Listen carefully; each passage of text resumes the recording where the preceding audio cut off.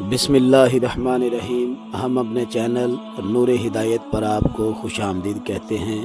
معزز سامعین، آج ہم آپ کے سامنے واقعہ معراج النبی صلی اللہ علیہ وسلم رکھیں گے۔ مکہ کی وہ رات عام راتوں جیسی نہیں تھی۔ آسمان پر ستارے خاموش تھے، فضا میں ایک عجیب سا سکون تھا، مگر زمین پر اللہ کے محبوب صلی اللہ علیہ وسلم کا دل غم سے بھرا ہوا تھا۔ حضرت ختیجہ کا وصال ہو چکا تھا، ابو طالب جیسا محافظ دنیا سے جا چکا تھا، طائف میں پتھر مارے گئے اور مکہ کی گلی کوچوں میں جس کو ستایا گیا۔ ایسے وقت میں جب زمین نے محبوب صلی اللہ علیہ وسلم کو ستایا، تب آسمان نے بلانے کا فیصلہ کیا۔ اسی رات حضرت جبریل علیہ السلام تشریف لائے، نور ہی نور پھیل گیا، نبی کریم صلی اللہ علیہ وسلم کو اٹھایا گیا اور ایک عظیم معجزہ پیش آیا۔ آپ کا سینہ مبارک کھولا گیا، دل نکالا گیا، آب زمزم سے دھویا گیا، ایمان، حکمت اور نور سے بھر دیا گیا۔ نہ درد ہوا نہ خوف، کیونکہ یہ عام انسان کا نہیں بلکہ اللہ کے محبوب صلی اللہ علیہ وسلم کا سفر تھا۔ یہ تیاری اس لیے تھی کہ آپ صلی اللہ علیہ وسلم آسمانی سفر کی طاقت اور عظمت کو برداشت کر سکیں۔ پھر ایک نورانی سواری پیش کی گئی جس کا نام براق تھا۔ وہ سفید رنگ کا جانور، خچر سے بڑا اور گدھے سے چھوٹا۔ اس کی رفتار بجلی سے بھی زیادہ تیز تھی۔ اس کا ایک قدم وہاں پڑتا جہاں تک اس کی نگاہ جاتی۔ نبی کریم صلی اللہ علیہ وسلم براق پر سوار ہوئے اور حضرت جبریل علیہ السلام آپ کے ہمراہ تھے۔ ایک ہی رات میں مکہ سے بیت المقدس کا سفر طے کیا گیا۔ راستے میں چند مقامات پر آپ نے قیام فرمایا، جہاں بعد میں اسلام کی عظیم تاریخ رقم ہوئی۔ جب بیت المقدس پہنچے تو وہاں ایسا منظر تھا جو تاریخ نے پہلے کبھی نہ دیکھا تھا۔ حضرت آدم علیہ السلام سے لے کر حضرت عیسیٰ علیہ السلام تک تمام انبیاء جمع تھے، سب صفوں میں کھڑے تھے۔ حضرت جبریل علیہ السلام نے عرض کیا، یا رسول اللہ، آپ امامت فرمائیں۔ یہ اعلان تھا کہ محمد صلی اللہ علیہ وسلم تمام انبیاء کے سردار اور آخری نبی ہیں۔ اس کے بعد معراج کا مرحلہ شروع ہوا۔ آسمانوں کے دروازے کھلتے گئے۔ پہلے آسمان پر حضرت آدم علیہ السلام سے آپ کی ملاقات ہوئی۔ وہ نیک روحوں کو دیکھ کر خوش ہوتے اور بدکاروں پر افسوس کرتے تھے۔ دوسرے آسمان پر حضرت یحییٰ علیہ السلام، حضرت عیسیٰ علیہ السلام ملے۔ تیسرے پر حضرت یوسف علیہ السلام، جنہیں حسن کا نصف حصہ اللہ نے عطا فرمایا۔ چوتھے آسمان پر آپ کی ملاقات حضرت ادریس علیہ السلام اور پانچویں پر ہارون علیہ السلام، اور چھٹے آسمان پر آپ کی ملاقات حضرت ابراہیم علیہ السلام اور حضرت موسیٰ علیہ السلام کے ساتھ ہوئی۔ حضرت ابراہیم علیہ السلام بیت المعمور کے ساتھ ٹیک لگائے 7ویں آسمان پر بیٹھے تھے۔ بیت المعمور وہ مقام ہے جہاں 70,000 فرشتے عبادت کرتے ہیں اور دوبارہ قیامت تک ان کی باری نہیں آئے گی۔ پھر وہ مقام آیا جہاں عقل ٹھہر جاتی ہے اور زبان خاموش ہو جاتی ہے۔ سدرۃ المنتہا ایسا درخت ہے جس کی شان کو الفاظ میں بیان نہیں کیا جا سکتا۔ یہاں آ کر حضرت جبریل علیہ السلام رک گئے اور عرض کیا، یا رسول اللہ، اس سے آگے میں نہیں جا سکتا۔ یہاں سے محبوب اکیلے آگے بڑھے۔ نبی کریم صلی اللہ علیہ وسلم نے جنت کے مناظر بھی دیکھے۔ آپ صلی اللہ علیہ وسلم پر اللہ تعالیٰ نے 50 نمازیں فرض فرمائی۔ رسول کریم صلی اللہ علیہ وسلم واپس آئے۔ حضرت موسیٰ علیہ السلام سے دوبارہ ملاقات ہوئی۔ انہوں نے کہا، اتنا آپ کی امت نمازیں برداشت کرے اور پڑھ سکے، حضور ایسا نہیں ہو سکتا۔ آپ دوبارہ اپنے رب کی بارگاہ میں جائیں۔ نبی کریم صلی اللہ علیہ وسلم واپس اپنے اللہ سے ملاقات کے لیے گئے۔ رب ذوالجلال نے اس ملاقات کے بار بار آنے اور جانے پر میرے محبوب صلی اللہ علیہ وسلم کو 50 کی بجائے 5 نمازوں کا تحفہ عطا فرمایا اور فرمایا، اے حبیب، جو ان 5 کو وقت پر ادا کرے گا اللہ تعالیٰ اسے 50 کے برابر ثواب عطا فرمائے گا۔ اور رسول اکرم صلی اللہ علیہ وسلم کو واپس آتے وقت رب ذوالجلال نے ایک تحفہ اور عطا فرمایا میرے حبیب آپ جاتے ہوئے سورۃ البقرہ کی آخری آیات بھی لے چلیں۔ فرمایا ان کی یہ برکت ہے کہ جس کے دل میں رائی کے دانے کے برابر بھی شرک نہیں ہوگا، میں رب کائنات اس کی قیامت کے دور معافی کر دوں گا۔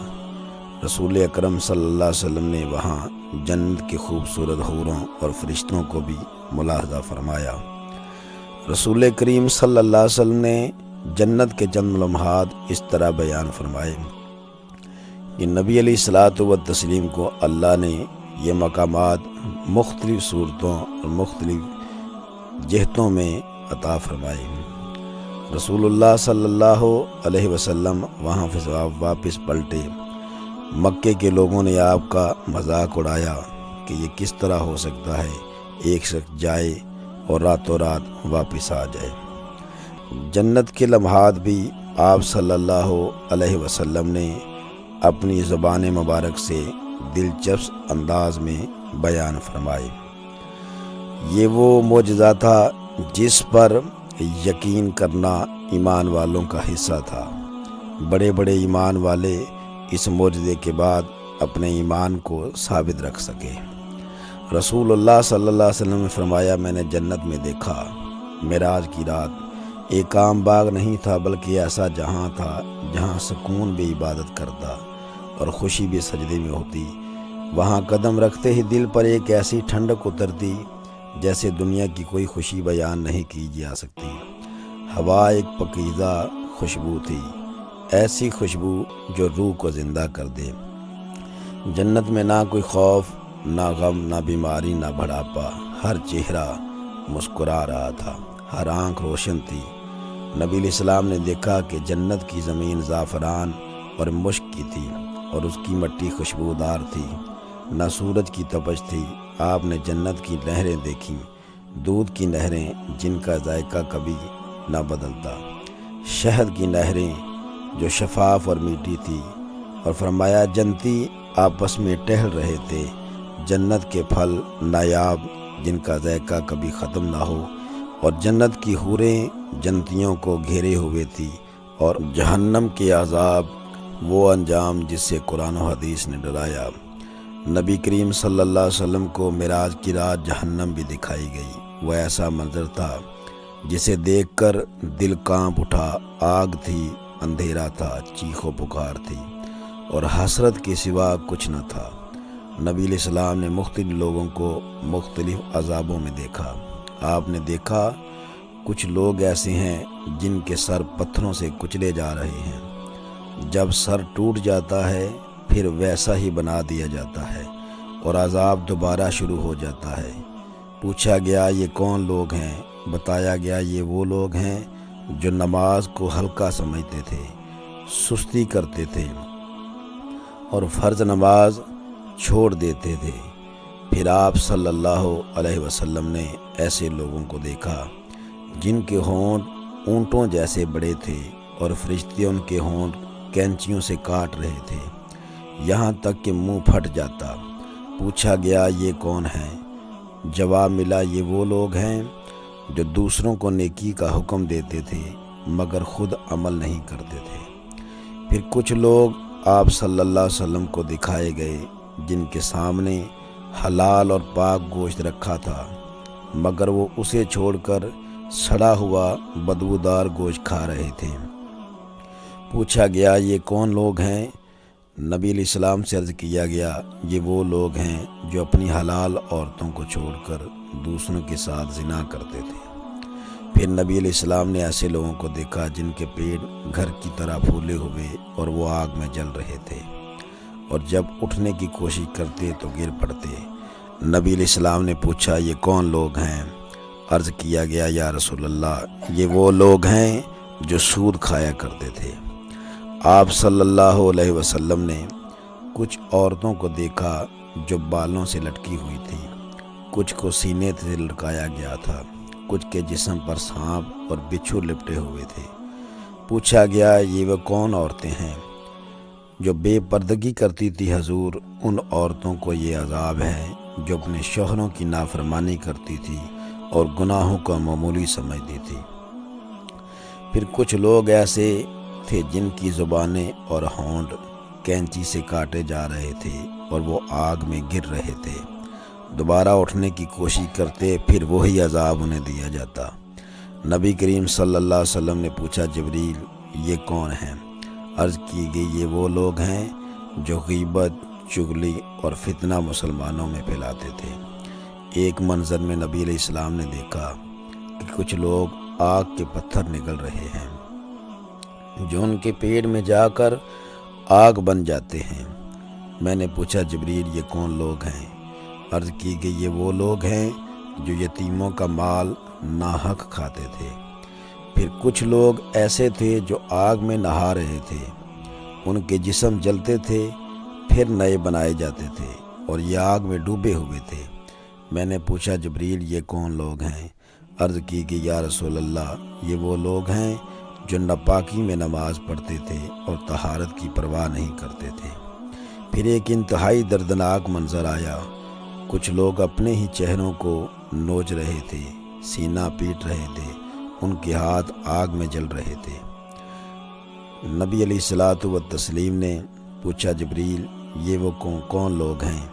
عرض کی گئی حضور یہ وہ لوگ ہیں جنہوں نے حق کو پہچان کر حق کا انکار کیا، تکبر کیا اور توبہ کو ٹالتے رہے۔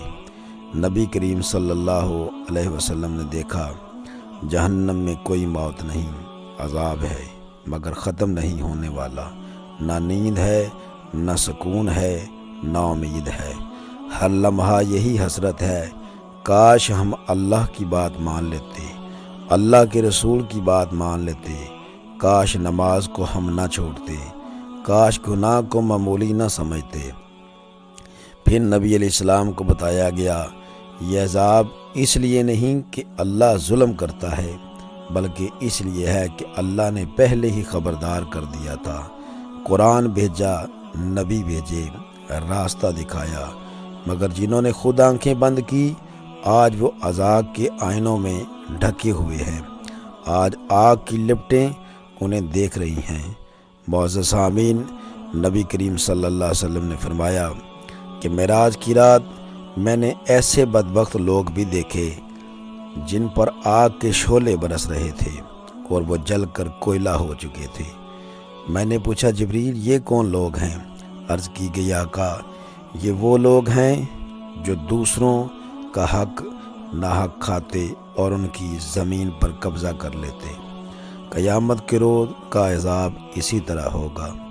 معزز سامعین، اللہ تعالی ہمیں اس جہنم کے جلتے ہوئے عذاب سے بچائے جس میں نہ کوئی ماس رہے گا، نہ کوئی جسم کا حصہ برقرار رہے گا، فقط ہڈیوں کا ڈھانچہ رہ جائے گا جو آگ میں جل رہا ہوگا۔